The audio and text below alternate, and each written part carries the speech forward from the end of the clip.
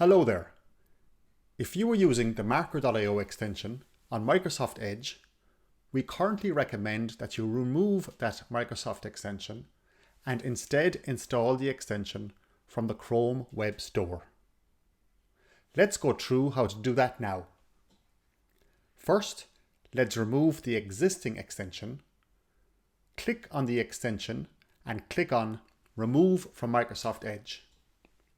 Click on Remove, close the survey, go to the Marker.io Chrome Web Store page.